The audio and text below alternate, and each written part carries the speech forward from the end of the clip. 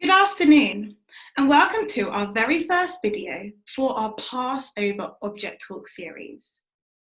My name is Shireen, and I am delighted to be presenting to you all today. Now, Passover is an 8-day festival that celebrates the freedom of the Israelites in the Exodus story of the Torah. Throughout this festival, and particularly on the first night in Seder meal, Jewish people will reflect on the story and its relevance today. The Passover story highlights themes of injustice, enslavement, xenophobia, migration, leadership, and other global issues. Themes which still hold a huge relevance in modern society today. For our Passover Object Talk series at the Jewish Museum London, we are delighted to partner with a range of museums to bring modern-day injustices to light through objects in both collections. Today, on day 3 of Passover, we have partnered with the International Slavery Museum to shed light on modern-day slavery. Today, I am going to share one object in our collection that focuses on slavery. And then I will hand over to the International Slavery Museum, who will share an object from their collection also. Now, as I'm sure many of you are aware, at the Jewish Museum London, we have over 40,000 objects, some of which highlight the theme of slavery. And the object I would like to share with you all today definitely focuses on this theme. Now this here is a booklet with a sermon preached by Reverend Livingstone at Golders Green Synagogue for Passover on April the 24th, 1921. That was Passover exactly 100 years ago. At the beginning, he quotes Deuteronomy 16:7. Thou shalt not harden thy hearts, nor shut thy hand from thy needy brother. He quotes this to emphasize the importance of tzedakah, giving charity, time, and support to those who need it the most. He goes on to emphasize the role of the Bible, describing it as the Magna Carta of the poor and oppressed. In Exodus, in the Bible, we see the story behind Passover, in which the Israelites themselves were oppressed and forced into slavery in Egypt. Reflecting on modern-day slavery, Reverend Livingstone rightly states, "It is not the protection of property, but the protection of humanity that is the aim of the Mosaic law, Judaism."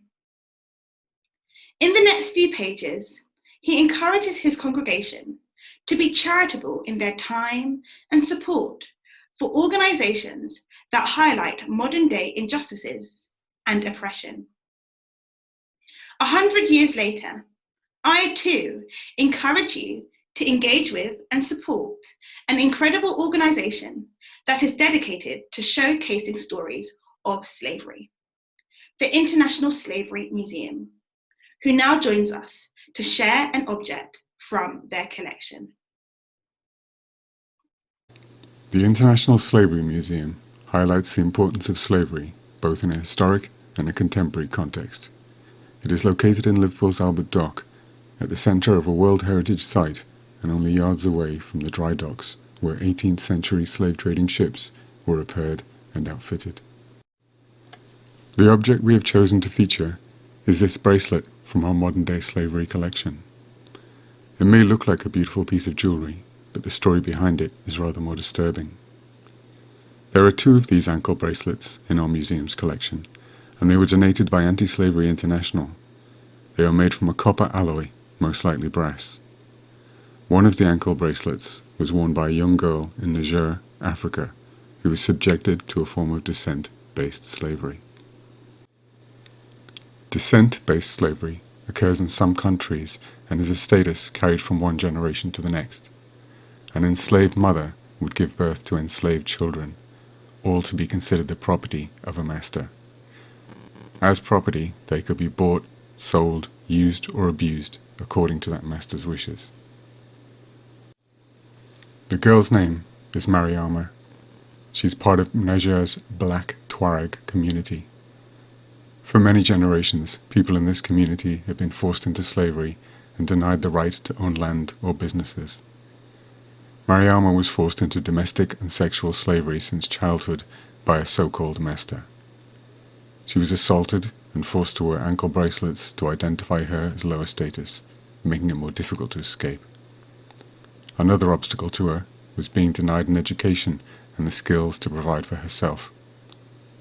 Eventually, Mariama was able to escape her master, but he came to find her. As she puts it, he said that I belong to him, that my children belong to him. People here in Oroki refuse to let him take me. Sometimes I am sad when I think of the 5 women, my friends, who I left behind. Mariama and her children escaped, but many thousands of other people remain in descent-based slavery in Niger. Even today, despite being outlawed around the world, slavery still exists. Although modern slavery takes many different forms, the exploitation, control, dehumanization, and abuse are essentially the same. The International Labour Organization estimates more than 40 million people are subjected to modern slavery around the world today. A big thank you to the International Slavery Museum for sharing an object from your collection. It definitely gives us a lot to reflect on when considering modern day slavery today. And thank you all for joining us today also. To learn more and support this cause, we encourage you to explore the International Slavery Museum's social media pages and website.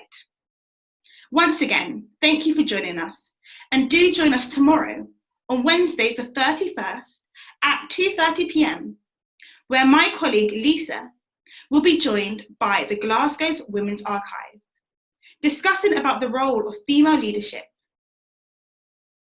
But for now, Hag Sameach from us all at the Jewish Museum London.